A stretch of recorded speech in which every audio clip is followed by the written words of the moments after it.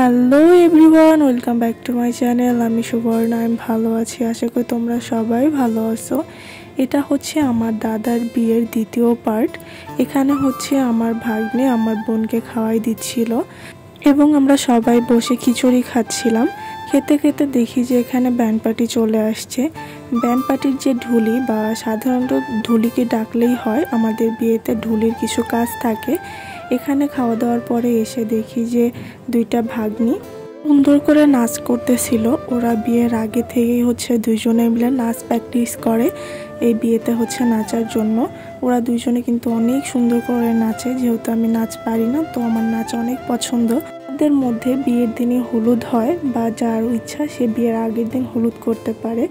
এটা হচ্ছে সাজো বিয়ে যেদিন যায় বা বর যেদিন যায় ওইটারই একটা পার্ট বা দিনের বেলায় যে কাজ থাকে সেটাই। যেহেতু এটা হলুদ ছিল এই জন্য আমি হচ্ছে দুইটা পার্ট করে দিয়েছি।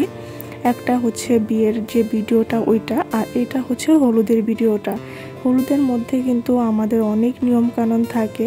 সোহাগ জল উঠানো হয় বা হচ্ছে মাদল পোছা হয়।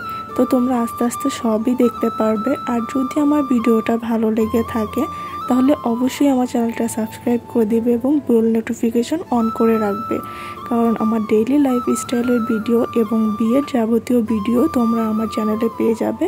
তার জন্য অবশ্যই চ্যানেলটা সাবস্ক্রাইব করে বেল নোটিফিকেশনটা অন করে রাখবে। আর এখানে দেখো সবাই হচ্ছে নাচ করতেছিল।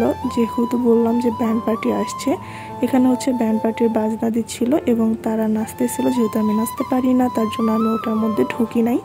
তো তারপরে বিয়েতে যাওয়ার আগে বা দুপুরের খাবারের জন্য ভাত ছিল, সাদা ভাত, ডাল এবং বেগুন ভাজা ছিল। তো এটা দিয়েই আমরা হচ্ছে খেয়ে উঠি। এটাকে হচ্ছে মাদল পোচা বলে।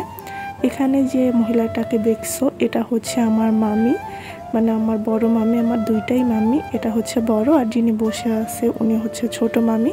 তার পাশে হচ্ছে তার বড় মামির ছেলের দুইটা বউ, ওরা হচ্ছে নাচতেছিল বা এটাকে মাদল পোছা বলে। যেহেতু আমি আগেও বলছি, এইখানে হচ্ছে যে ঢুলির কাজ থাকে, এইগুলাই হচ্ছে ঢুলির কাজ।